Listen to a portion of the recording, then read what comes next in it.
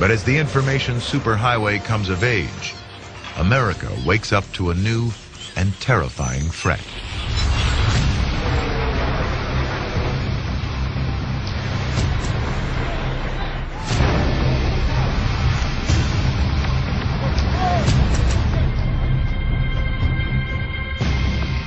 It came quite literally and metaphorically out of a clear blue sky. Nobody saw this coming. It was the blackest day in American history. No doubt about it. Someone said, General, you need to turn on the television. I did that. And I watched along with the world as the second jet hit the second tower. On the morning of September 11th, 2001, two passenger planes, hijacked by terrorists linked to Al-Qaeda, crash into the World Trade Center towers in New York. When it first happened, and I first realized how bad it was, it took a while to understand how bad it was, and realized it was the worst attack in our history. I remember thinking, well, the world is gonna change. I'm not sure how, but the world is gonna change. 34 minutes later, a third plane, American Airlines Flight 77, hits the Pentagon. At 10:03, a fourth plane, believed to have been heading for the Capitol or the White House, crashes near Shanksville, Pennsylvania, after passengers on board take on the hijackers. We were stunned. We were frozen. And I know in our small community, that same feeling of helplessness and hopelessness was replicated out across the United States from coast to coast. We watched while the fires developed.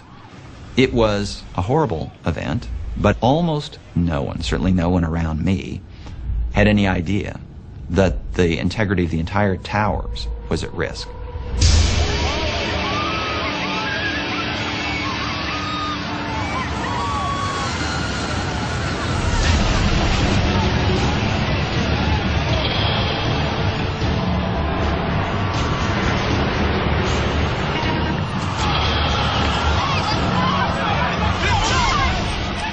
At 10:28, the World Trade Center's North Tower also falls.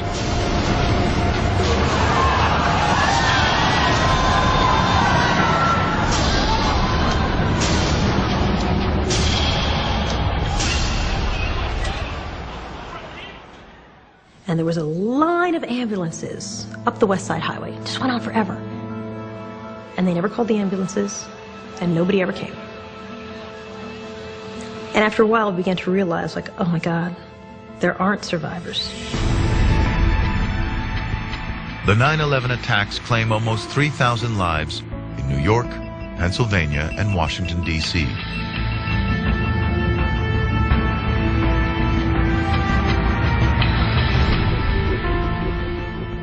People would walk up 6th Avenue, completely shell-shocked, and they'd be covered in white dust, because the towers had just fallen around them. You know, people call 9/11 our generation's Pearl Harbor. It was an attack by an enemy that no one really saw coming. It was devastating.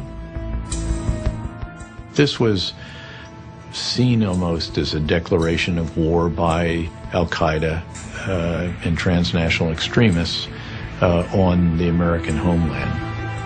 But the worst attack on American soil serves to galvanize the nation.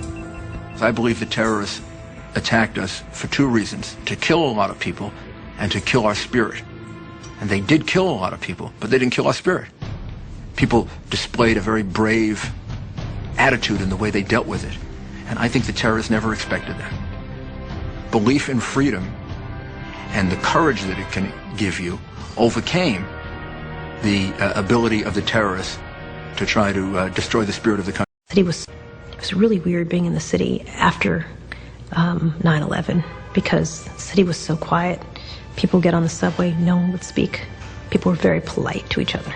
You know, just everybody would move in, people would give up their seat, they wouldn't talk. It was just weird. It was almost like they realized how fragile everybody was.